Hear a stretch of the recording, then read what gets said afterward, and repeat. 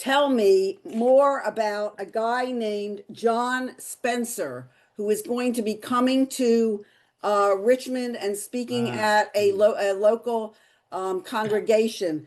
When I saw this notice yesterday, Yes. I went berserk. Please fill me in on this guy.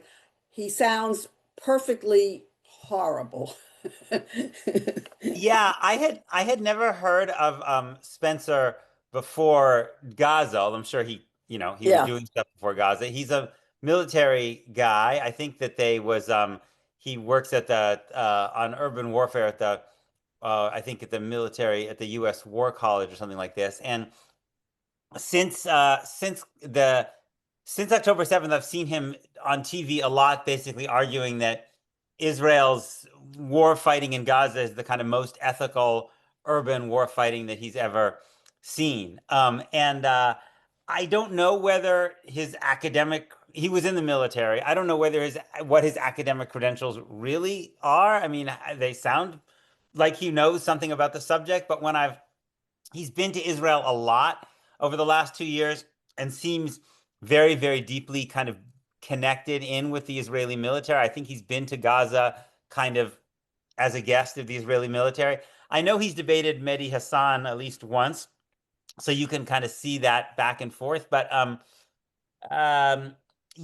mean, he seems like there's a patina of a kind of like technical expertise about issues of war. But when he steps back and you get a sense of his like general broader worldview, you kind of just get a sense that this is a guy who has like very particular views, not just about Israel, but about Palestinians and Muslims that kind of might lead him to basically see that Israel's fighting is humane and ethical, even and defensible, even under circumstances where literally like you've destroyed like 90% of the homes. Like that's the gold standard. What? Like, I mean, I mean, it's just, a situation where the human rights groups are calling it genocide. So yeah, that's my sense. But he's become like, it's funny. I feel like over the years, there've been a series of former, Western military people. There was a British guy whose name I'm forgetting, who I think was involved in Afghanistan. Richard Kemp. Richard Kemp, yes. I saw all of a sudden Richard Kemp was kind of everywhere with the same kind of thing. He seems like the newest incarnation of that, and my guess would be that, he's someone who's in pretty deep consultation with the Israeli military and the Israeli government. Yeah. Yeah.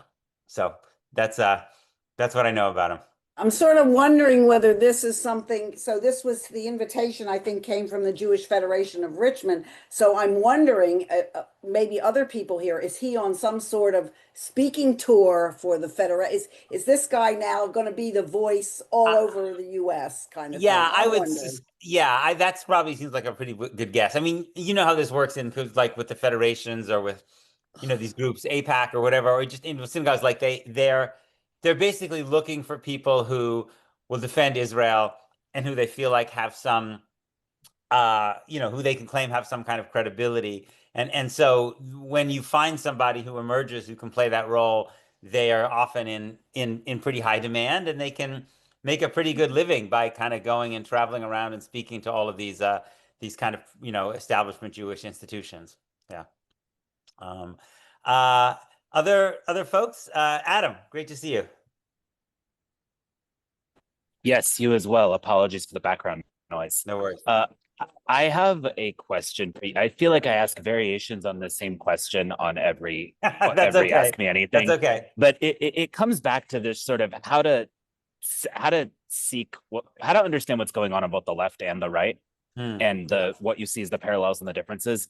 I really appreciated your Monday discussion of how the comparison of New York under Mayor Mamdani as 1930s Germany is absurd and really insulting.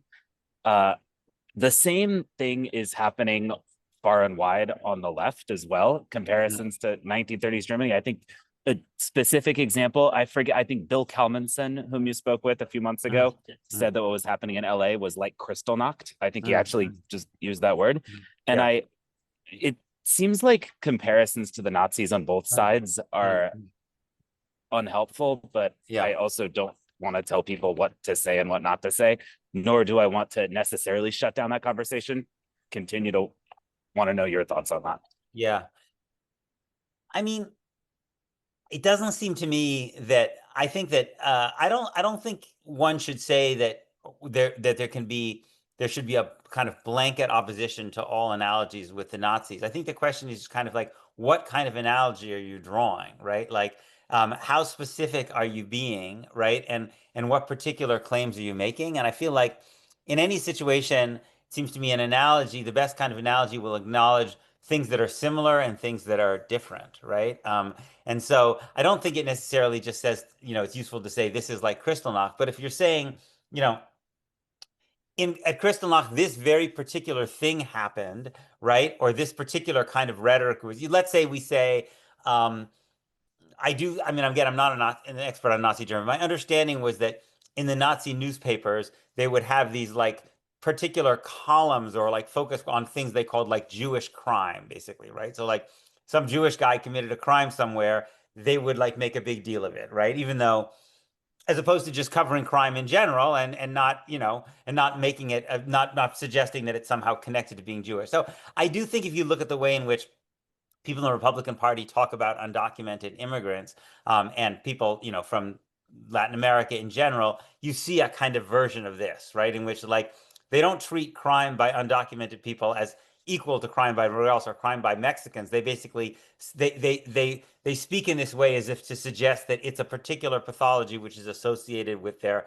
undocumentedness or their Mexicanness or their Salvadoranness or whatever. So maybe that's a kind of example where there could be a useful analogy, but I think the analogies seem to me probably most valuable when they're the most specific and when they're narrow, and then again, probably also where you acknowledge similarities and differences. But I do have a tendency to think that we all tend to think analogically to some degree. It's like certain people on the pro-Israel side hate it when Israel is compared, not let alone the Nazis, they also hate it when the situation of Palestinians is compared to the situation of like Black Americans. I feel like I've read like a dozen pieces in like the Atlantic and Tablet and other people basically saying how terrible this kind of analogy is and saying you can't make analogies. But Israel itself is making analogies all the time. I mean, how many times have we heard pro-Israel's defenders compare Israel's bombing in Gaza to America's bombing of Germany, or America's bombing of Japan, or America's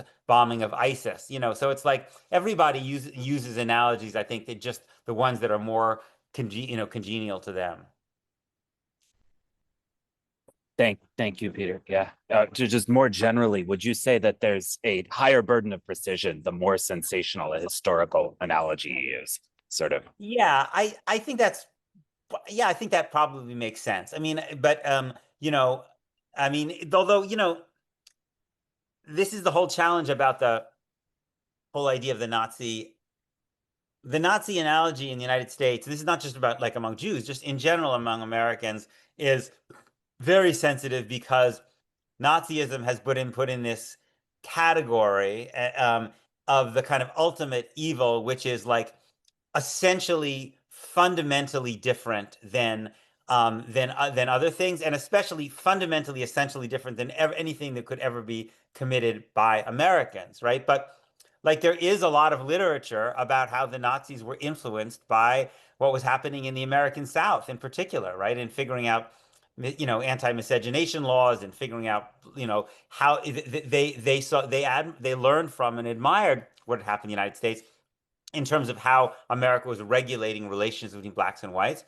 And they also, again, I'm not a scholar of Nazi Germany. My understanding is, from what little I remember, is that the Nazis saw America's genocide of the Native Americans as a kind of model because Germany had been economically blockaded in World War I, and they wanted agricultural self-sufficiency. They wanted a continental-wide scale in which they would have enough agricultural self-sufficiency that they could not be blockaded because they could produce enough of their own food. And so that's why, for instance, Ukraine was so important to them as this kind of breadbasket.